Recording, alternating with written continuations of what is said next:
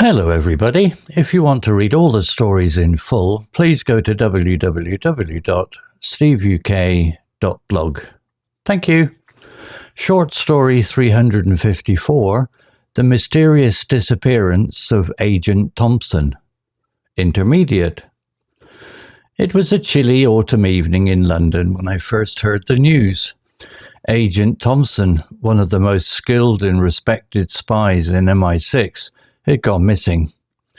I was sitting in my small office, sipping my cold coffee, when my boss, Director Lee, stormed in. "Jackson, we have a problem," he said, his face tense with worry. "Thompson was on a mission in Berlin, and we lost contact with him 2 hours ago. We need you to find out what happened to him." I nodded, feeling a rush of adrenaline. This was my chance to prove myself as a capable agent. I quickly grabbed my bag and followed Director Lee to the briefing room. As we walked in, I saw a group of agents gathered around a large table, studying maps and files. Director Lee cleared his throat to get everyone's attention. "All right, let's get started. Agent Thompson was sent to Berlin to meet with a source who claimed to have information about a potential terrorist attack. We last heard from him when he arrived at the meeting point. But after that, nothing. We've tried contacting him, but his phone is dead and his tracker is offline." I listened intently, taking in every detail. This was a tough one. Berlin was a big city, and finding Thompson would be like looking for a needle in a haystack. "Jackson, we need you to go to Berlin and find out what happened to Thompson," Director Lee said, handing me a folder with all the necessary information. "Be careful, though. If something has happened to him, it's likely that you'll be in danger too." I nodded, feeling a surge of determination. I was ready for this mission. As I arrived in Berlin, I was struck by the city's vibrant atmosphere. The streets were bustling with people, and the smell of currywurst filled the air. I made my way to the meeting point, a small cafe in the heart of the city. When I arrived, I saw a woman sitting at a table, sipping a cup of coffee. She looked nervous, glancing around the cafe as if she was waiting for someone. "Are you the source?" I asked, approaching her. She nodded, her eyes darting towards me. "Yes, I'm Anna. I was supposed to meet Agent Thompson here, but he never showed up." I sat down next to her, taking out my notebook. "Can you tell me what happened?" I asked Anna, trying to keep my tone calm and reassuring. Anna hesitated, looking around the cafe nervously. "I arrived here at 2 p.m., just like we agreed. I waited for 20 minutes, but Agent Thompson never showed up. I tried calling him, but his phone was dead.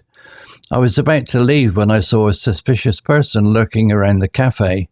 He was wearing a black hoodie and sunglasses, and he looked like he was trying to avoid attention." I scribbled down some notes in my notebook.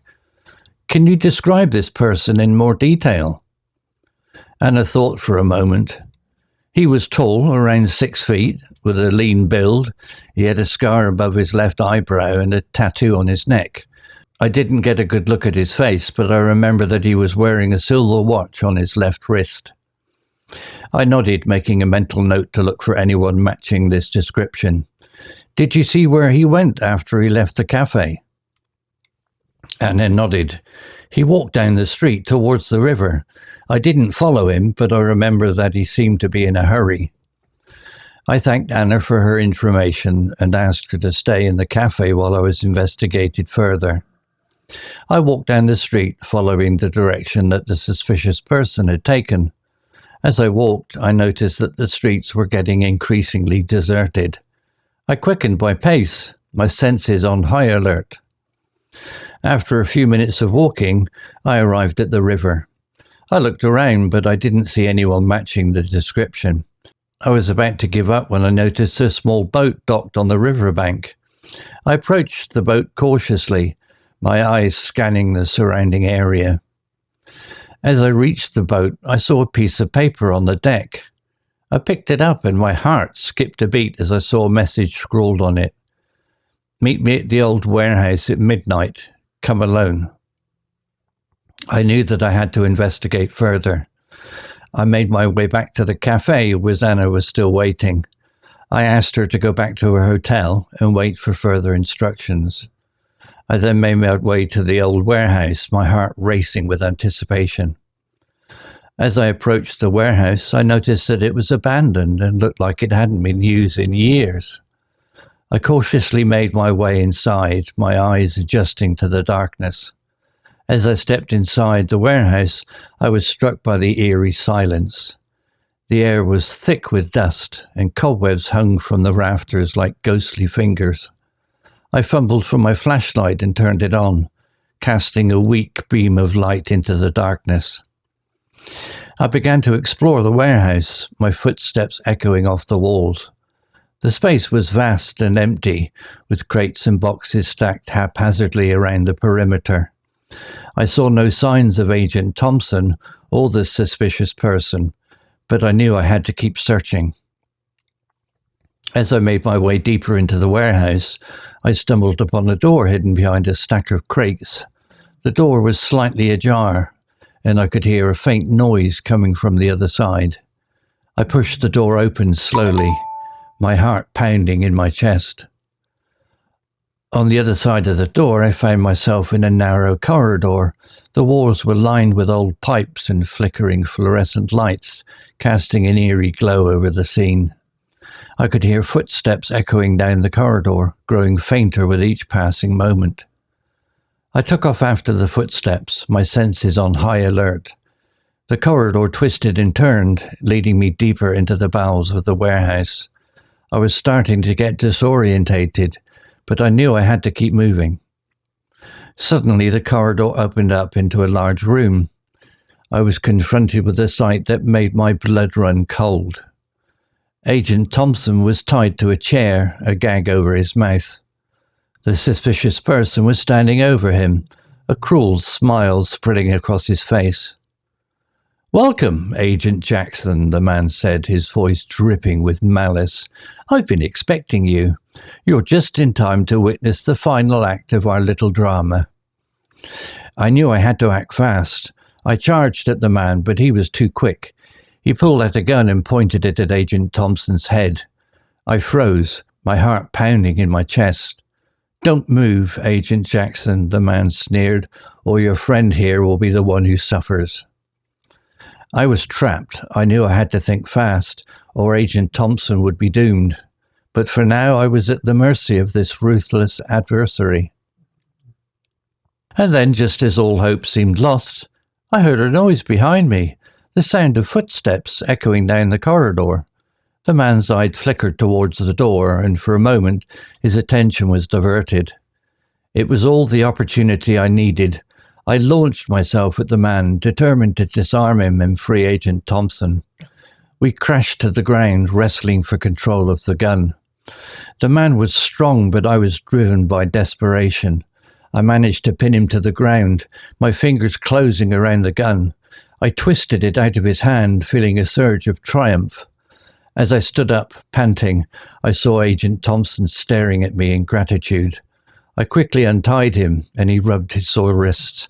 "Thanks, Jackson," he said, his voice hoarse from the gag. "I owe you one." I smiled, feeling a sense of relief wash over me. "No need to thank me, Thompson. We're a team." Together we turned to face the man who was now standing, his eyes blazing with anger. "You'll never take me alive," he snarled, pulling out a small device from his pocket. I recognized it as a detonator, and my heart sank. "What have you done?" I demanded. The man smiled, a cold, cruel smile. "I've rigged the warehouse with explosives. You'll never leave this place alive." I knew I had to act fast. I grabbed the man, holding him in a tight grip. "Where's the bomb?" I demanded. The man struggled, but I held him firm. "It's too late," he sneered. "The bomb will go off in seconds." I knew I had to think fast. I looked around, my eyes scanning the room. That's when I saw it, a small console in the corner with a countdown timer ticking away. I sprinted towards the console, the man struggling in my grip. I reached the console, my fingers flying over the keys. I managed to disable the bomb just as the countdown timer reached 0. The room was silent except for the sound of our heavy breathing. I turned to the man, my eyes blazing with anger. "It's over," I said, my voice cold. "You've lost." The man looked at me, his eyes filled with hatred, but I just smiled, feeling a sense of satisfaction. "You're going down," I said, hauling him away. As we walked out of the warehouse, I felt a sense of pride. We had saved the day and brought a terrorist to justice. As we stepped into the bright sunlight, I knew that this was just the beginning. There would be more missions, more challenges, and more danger. But I was ready. I was a spy, and this was my life. As we walked away from the warehouse, I couldn't help but think about the events that had just transpired. It had been a close call, but we had made it out alive, and I knew that I had to be more careful in the future, that I had to be prepared for anything. I looked over at Agent Thompson, who was walking beside me. He was a good man, a seasoned agent, and I was glad to have him as a partner. "What's next?" I asked him as we walked towards our car. Thompson smiled. "I think we've earned a break," he said. "Let's head back to HQ and debrief. We can figure out our next move from there." I nodded, feeling a sense of relief wash over me. A break sounded good. I was tired, and I knew that I needed to rest. As we drove back to HQ, I couldn't help but think about the mission we had just completed. It had been a success, but it had also been a close call. I knew that I had to be more careful in the future, that I had to be prepared for anything. When we arrived at HQ, we were greeted as heroes. Our colleagues congratulated us on a job well done, and our superiors praised us for our bravery and skill. I smiled, feeling a sense of pride and satisfaction. It was moments like these that made all the hard work worth it. As we debriefed and filled out our reports, I couldn't help but think about the future. What would our next mission be? Would we be able to complete it successfully? I didn't know, but I was ready. I was a spy, and this was my life. Vocabulary notes. Chilly, adjective. Example, it was a chilly autumn evening in London when I first heard the news. Meaning, unpleasantly cold. Similar words, frosty, brisk, crisp. Tense, adjective. Example, Director Lee's face was tense with worry. Meaning, feeling or showing anxiety or stress. Similar words. What? Word 6 use. Worried, strained.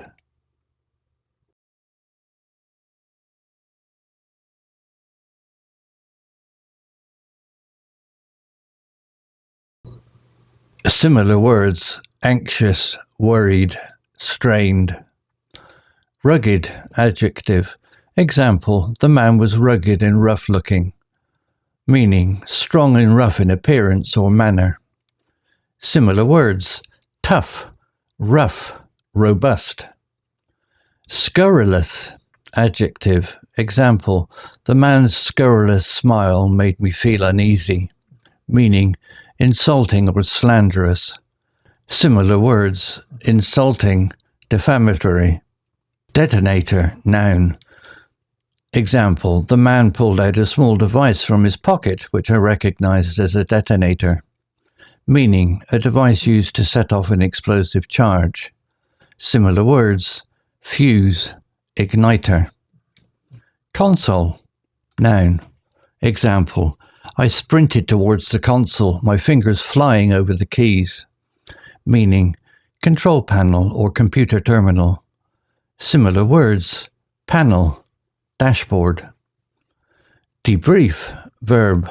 Example, let's head back to HQ and debrief. Meaning, question or interview someone after an event or mission to gather information. Similar words, interrogate, question, interview. Seasoned, adjective. Example, Agent Thompson was a seasoned agent.